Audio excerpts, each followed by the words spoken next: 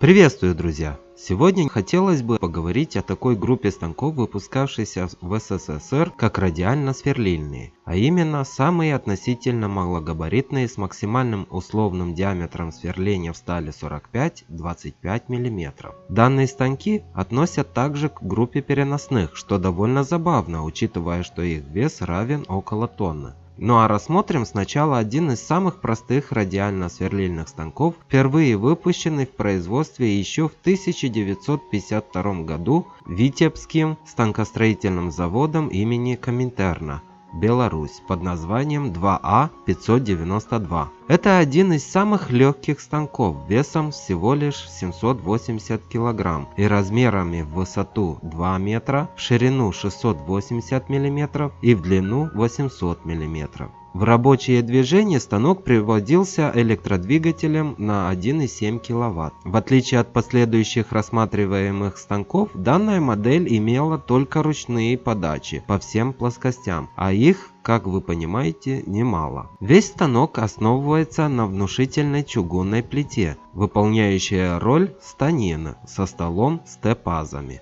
И дабы оправдать его присутствие в группе переносных станков, в станке присутствуют два прямоугольных сквозных отверстия, предназначенные для возможности перемещения станка с помощью подъемной кары. На станине также монументально прикручена массивная полая колонна круглого сечения, по которой перемещается основной узел станка траверса. Вертикальное перемещение траверса по колонне возможно благодаря винту, находящейся спереди вдоль колонны, и рычагу, вращение которого и осуществляет данный процесс. Чуть левее находится рычаг переключения скоростей вращения шпинделя от 175 до 980 оборотов в минуту. С правой стороны траверсы через поворотное крепление находится так называемый рукав, вдоль передней поверхности которого располагаются направляющие сверлильного суппорта, на верхней из которых находится зубчатая рейка, предназначенная для перемещения суппорта вдоль рукава. Этот процесс также ручной и осуществляется путем вращения маховика на нижней поверхности суппорта. На суппорте через поворотный кронштейн уже находится, как подобает,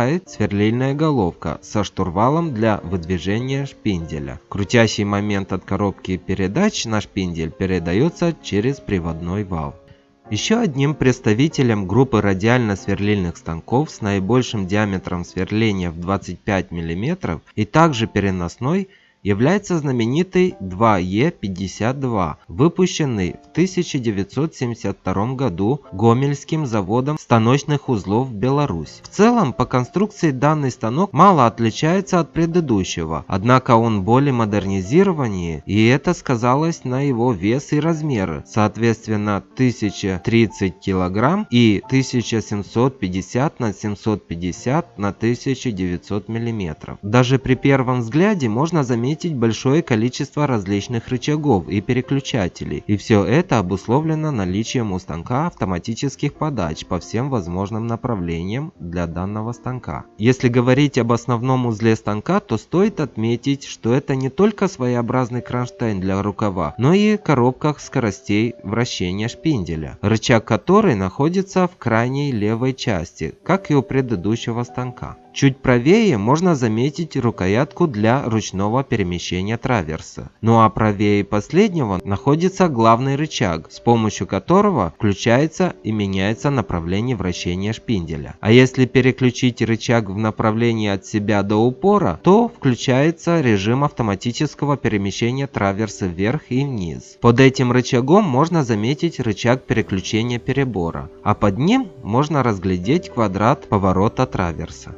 Довольно непростую конструкцию имеет и шпиндельная головка. Однако с большим количеством рычагов можно интуитивно разобраться. Например, на левой поверхности головки находится рычаг переключения автоматической подачи шпинделя. На передней поверхности можно заметить довольно крупный двухплечный рычаг, который выполняет функцию ручной подачи шпинделя, а при переключении рукоятки на себя и автоматической. Выше данного рычага находится еще один. Это перегрузочная муфта, с помощью которой можно контролировать степень степень автоматической подачи шпинделя. На нижней поверхности шпиндельной головки находятся два маховика, предназначенные для тонкой подачи шпинделя вручную и для перемещения сверлильной головки по траверсе.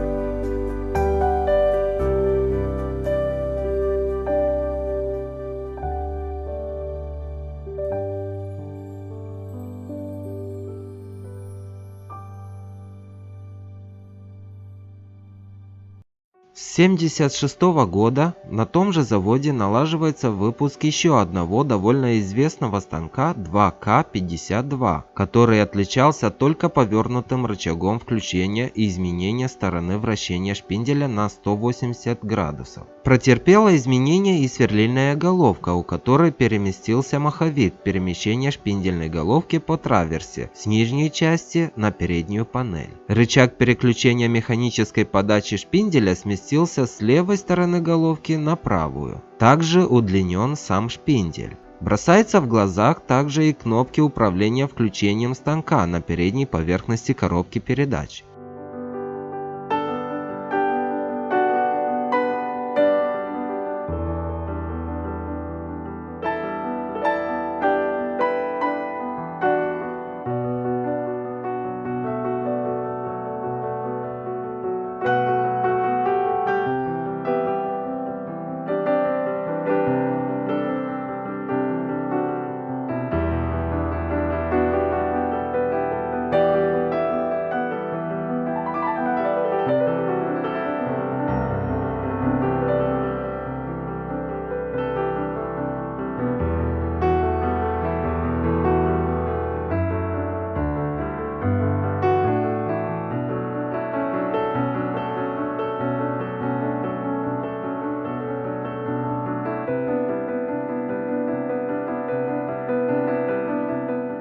В эти же годы завод входит в состав Московского станкостроительного объединения «Красный пролетарий», и станок 2К52 претерпевает определенные изменения и получает название 2К52-1. Среди самых ярких изменений можно отметить появление в основании колонны блока управления вращением колонны с рычагом посередине и отдельным двигателем, а также СОЖ с рукояткой управления, которая находится слева. Также увеличилась и панель с кнопками управления электроникой станка на передней поверхности коробки. С левой стороны появляются кнопки для разжима и сжима колонны. Все остальное осталось прежним.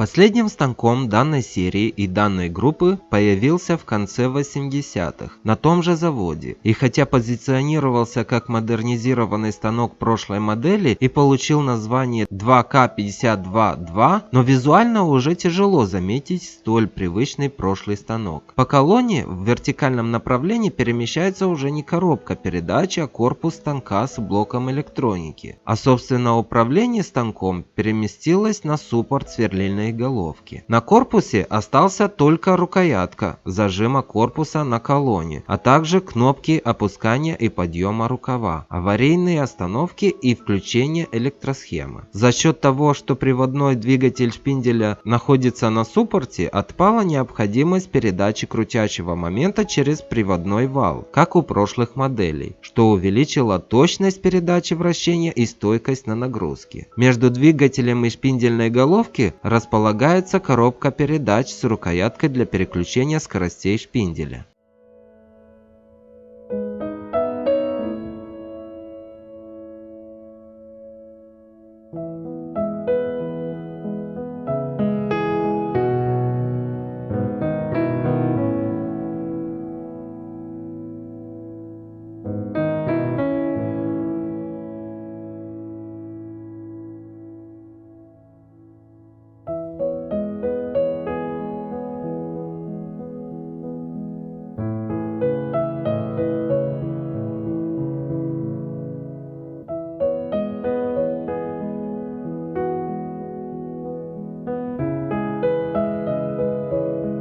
Универсальный комбинированный токарно-винторезный станок 1А95 собирался на Новосибирском станкостроительном заводе 16-го партсъезда, в отличие от последующих, более совершенных версий. Станок предназначался для выполнения токарных, фрезерных, сверлильных, расточных, шлифовальных, долбежных и заточных работ, а также для токарной обработки наружных и внутренних поверхностей деталей типа тел вращения разнообразного осевого профиля, в том числе для нарезания метрической, модульной, дюймовой и питчевой резьб на заготовках, устанавливаемых в центрах или в патроне. Несмотря на довольно привычную для данного класса конструкцию станины и основных узлов, у станка мы наблюдаем еще и непропорционально большой фартук с большим количеством органов управления. На суппорте можно также заметить уже привычную поперечную подачу, которая сконструирована в виде стола с Т-пазами, и на которой в зависимости от надобности можно фиксировать малую продольную подачу с резцедержателем или другую оснастку. Ввиду того, что станок является универсальным, была усложнена и конструкция кронштейнов, на которых фиксируются передние и задние бабки. Таким образом, станок обладает возможностью регулировки высоты центров. Это необходимо для выполнения таких работ, как фрезеровка, заточка, шлифование и другое. Кроме всего прочего, на верхней поверхности передней бабки можно заметить и сверлильно-фрезерное устройство довольно внушительных размеров. Последнее крепится на винты к передней бабке и имеет собственные направляющие в виде полукруга, предназначенные для установки фрезерного устройства в одно из двух основных положений. Первое положение, называемое также сверлильное, настраивается таким образом, чтобы сверлильная головка была направлена в сторону передней поверхности передней бабки станка. В этом же месте находится и круглый стол с Т-пазами, на котором можно крепить, например, станочные тиски. Второе положение достигается поворотом фрезерного агрегата в сторону токарного станка. В данном случае суппорт и его стол выполняют функцию координатного стола. У сверлильно-фрезерной головки есть свой собственный электродвигатель. Если вы подумали, что это все, то я обращу ваше внимание на другой торец станка, собственно правый, где прячется небольшой заточной станок, также имеющий собственный двигатель. Электроника для последнего располагается в правой ножке, где кроме этого можно заметить на дверце штепсельные розетки для того же заточного, а также шлифовального приспособления, которое также входило в комплект и монтировалось при необходимости. На этой же дверце между розетками находятся два выключателя, верхний из которых является вводным, ну а нижний служит для выключения насоса охлаждения. Ну а раз мы плавно перешли к органам управления, то я предлагаю разобраться с рукоятками фартука. Думаю, многим будет интересно. Самое правое положение занимает рычаг, который присутствует на всех винторезных станках, включение маточной гайки ходового винта.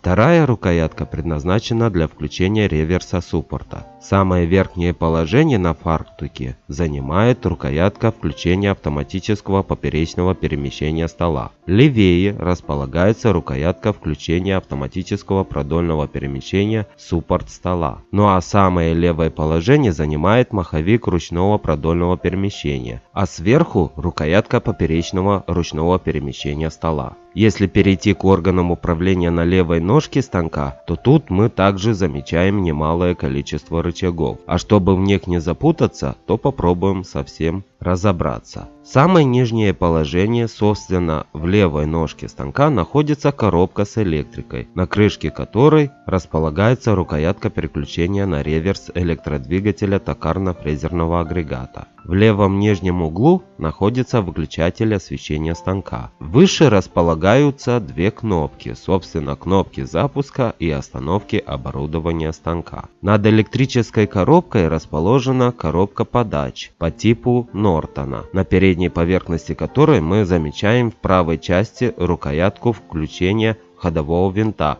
либо ходового вала. Левее находятся две рукоятки для переключения скорости подачи, либо величины шага нарезания резьб. Очень странное расположение и скорее всего неудобное занимает валик винта вертикального перемещения коробки подач и собственно передней бабки. Хоть и находится на передней поверхности коробки подач в самой верхней ее части, не зная конкретно для чего этот квадратик, будет довольно тяжело интуитивно догадаться. Управление коробкой передач состоит из двух рукояток переключения вращения шпинделя передней бабки либо двойных ходов ползуна долбежного приспособления, а также из рукоятки переключения двухсторонней фрикционной муфты коробки скоростей. Учитывая, что у станка есть и гитара со сменными шестернями, в задней части передней бабки располагается рукоятка переключения трензеля. Сверлильно-фрезерная установка имеет, как и полагается, свои собственные органы управления. На заднем конце хобота располагаются винты для регулировки натяга клинового ремня при изменении скоростей вращения шпинделя. На левой стороне установки мы можем заметить все рычаги управления. Рядом с двигателем находится коробка управления с электрикой, на крышке которой выходит рычаг переключения реверса электродвигателя. Правее его находится рычаг переключения скоростей вращения, а ниже находится рычаг ручного ускоренного перемещения шпинделя. Как вы уже поняли, это рычаг для осуществления сверлильных работ, и он может быть установлен как справа, так и слева. Для замедленного перемещения шпинделя при фрезеровке на переднем торце располагается маховик.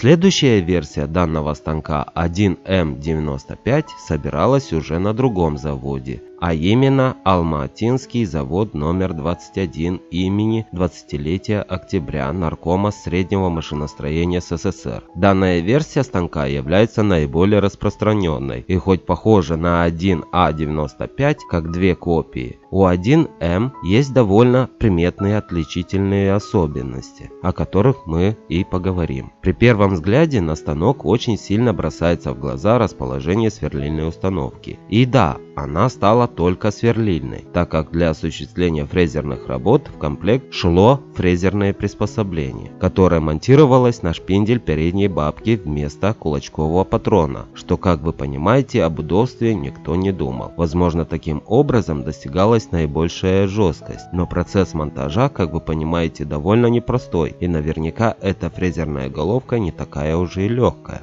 Теперь сверлильный агрегат перекочевал на заднюю поверхность передней бабки и жестко там укрепился, а вместе с ним и сверлильный стол. Органы управления установки переместились на противоположную сторону, что вполне логично в плане эргономики. Ввиду того, что освободилось место, где раньше располагался стол сверлилки, коробка подач стала длиннее и появилась возможность ее модернизировать. Появились еще два рычага управления. Все остальное осталось прежним, за исключением некоторых технических характеристик. Вся комплектация осталась прежней, вплоть до заточной и шлифовальной установки.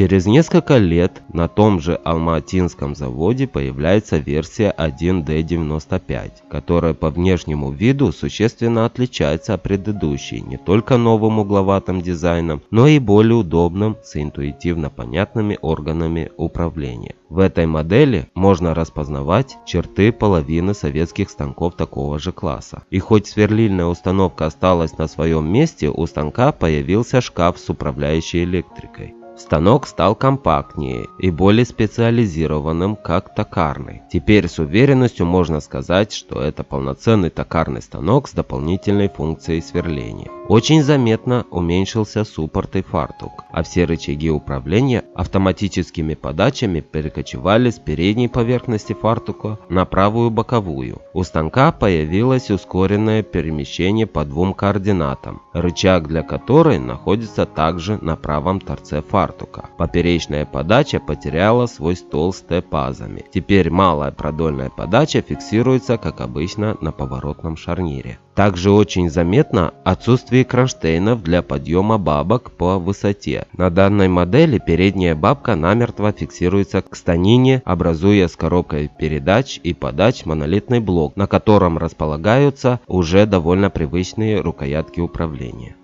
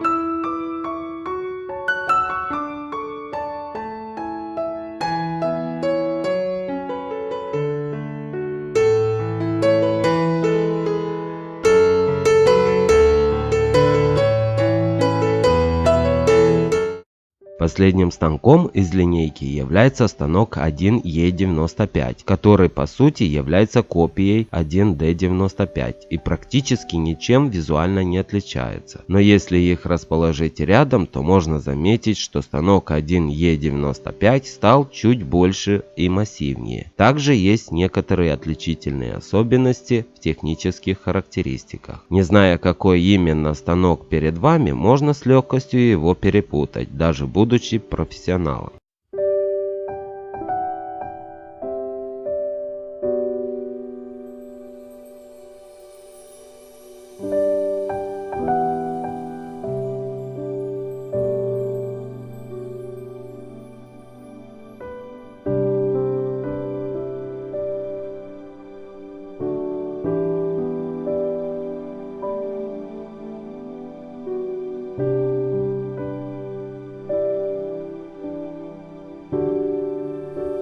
Заводе тяжелого станкостроения имени Чубаря, который находился в Донецкой области, городе Краматорск. Тяжелый токарно-винторезный станок 1А670 выпускался с 1962 по 1987 год. Всего было выпущено 251 штука и был предназначен для обдирки и чистового обтачивания деталей из чугуна и стали, резцами из быстрорежущей стали или оснащенными пластинками твердого сплава, а также для обработки деталей больших размеров в условиях единичного и мелкосерийного производства. На станке можно производить наружное и внутреннее точение, включая точение конусов, растачивание, сверление и нарезание резьб метрической и дюймовой. Также на станке можно было обтачивать наружные цилиндрические поверхности в центрах, планшайбе, передней бабке и центре задней бабки. Обтачивать конусные поверхности перемещением верхних продольных салазок, повернутых на угол, равной половине угла конуса обрабатываемой детали, или методом комбинированных подач, нарезать метрическую и дюймовую резьбы.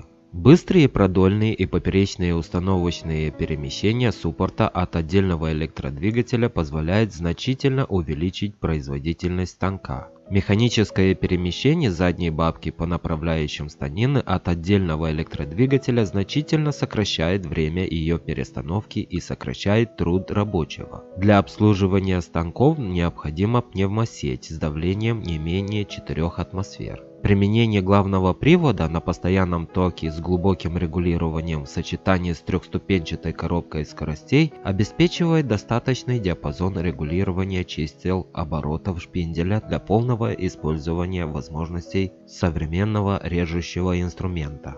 Шпиндель смонтирован на точных регулируемых подшипниках качения.